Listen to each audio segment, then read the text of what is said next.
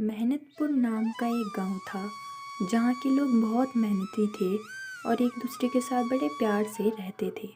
यहाँ पर रहने वाले ज़्यादातर लोग किसानी करके अपना जीवन यापन करते थे।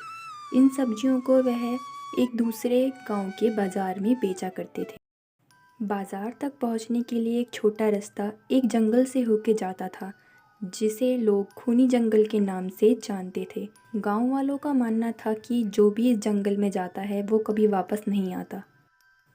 इसी गांव में एक छोटा सा परिवार रहता था, भोला, उसकी पत्नी सुनीता और उन दोनों का बेटा गोपू। गोपू बहुत निडर और एक साहसी बालक था। ना जाने कौन है उस जंगल में जिसने सब गांव वालों का जीना मुश्किल कर रखा है। बाजार तक पहुंचने का दूसरा रास्ता बहुत लंबा है। बाजार तक पहुंचते पहुंचते हमारी कुछ सब्जियां खराब हो जाती हैं। भगवान जाने कौन ही राज उठाएगा उस खूनी जंगल का जहां से एक छोटा रास्ता जाता है बाजार के लिए। मैं जाऊंगा उस जंगल में, मैं पता लगाऊंगा कि कौन है वहाँ जिसने सभी गांव वालों को परेशान कर रखा है। कहीं नहीं जाओगे तुम। पता नहीं उस जंगल में जो जाता है कभी वापस नहीं आता। ये सब बातें तुम अपने दिमाग से निकाल दो। जाओ तुम यहाँ से। तुम जाके बाहर खेलो। वहाँ जाने की वापस सोचना भी मत। ये सब अपने दिमाग से निकाल दो। गोपू वहाँ से चला गया, लेकिन मन ही मन उसने जंगल में जाने की ठान ली। रात होते ही माता पिता के सोने के बाद गोपू घर से निकल गया जंगल की ओर। घर से निकलकर गोपू खूनी जंगल की ओर चल दिया। कौन है जिसे अपनी जान की बिल्कुल परवाह नहीं है, जो इतनी रात को मेरे जंगल में आ गया? कौन है वो?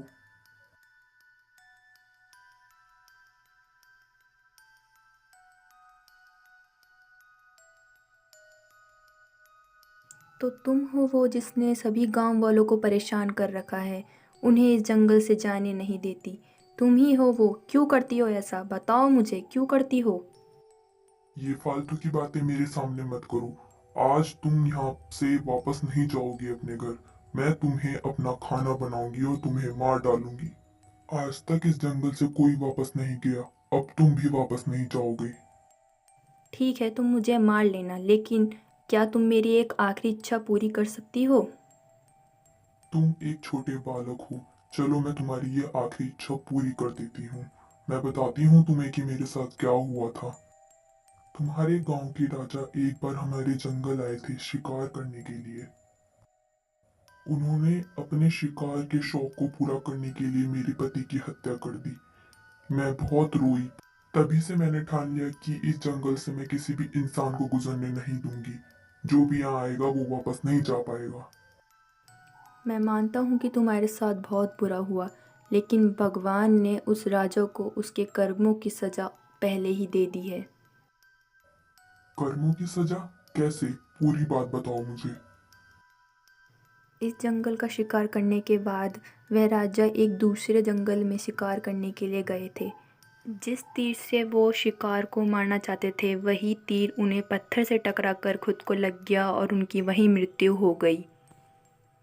भगवान सभी को उनके बुरे कर्मों की सज़ा अवश्य देता है, लेकिन तुम भी अब उसी राजा की तरह मासूम लोगों की जान ले रही हो। क्या ये सही बात है? गोपू की ये सारी बातें सुनकर शेरनी की आंखें खुल गई। उसे समझ आ गया कि भगवान सबके अच्छे कर्मों का फल देता है तो उनके बुरे कर्मों का दंड भी उन्हें अवश्य देता है। हमें बस भगवान पर विश्वास रखना चाहिए।